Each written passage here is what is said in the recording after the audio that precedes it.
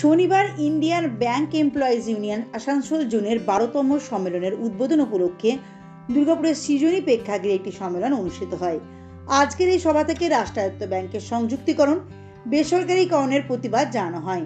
রাষ্ট্রায়ত্ত সম্পদ বিভিন্ন কর্পোরেট পুঁজিপতিদের হাতে তুলে দিয়ে দেশের সাধারণ মানুষের আমানত লুট করার চক্রান্তের বিরুদ্ধে সরব হন ইউনিয়নের নেতৃবৃন্দ। সবাই উপস্থিত ছিলেন ব্যাংক এমপ্লয়িজ ফেডারেশনের সর্বভারতীয় সভাপতি সঞ্জয় কুমার, প্রাক্তন সভাপতি তপন দাস, পশ্চিমবঙ্গ জেলা কোঅর্ডিনেশন কমিটির সাধারণ সম্পাদক সুব্রত সিনহা সহ ব্যাংক কর্মচারীরা। সম্মেলনের উদ্বোধনী বক্তব্য পেশ করেন ইন্ডিয়ান ব্যাংক এমপ্লয়িজ ইউনিয়নের সাধারণ সম্পাদক অনুপম তিওয়ারি সহ সম্পাদক বিশ্বনাথ ঘোষ।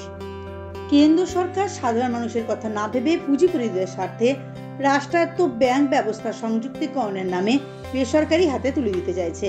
পরে কথা জানান ইন্ডিয়ান ব্যাংক এমপ্লয়িজ ফেডারেশনের সভাপতি সঞ্জয় কুমার। প্রাইভেটাইজেশন করার পিছনে, বেসরকারিকরণের পিছনে সরকার হাত ধুয়ে পড়ে আছে।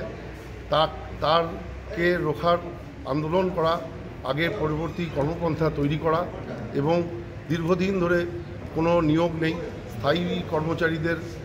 অস্থায়ী কর্মচারীদের স্থায়ীকরণ করতে হবে।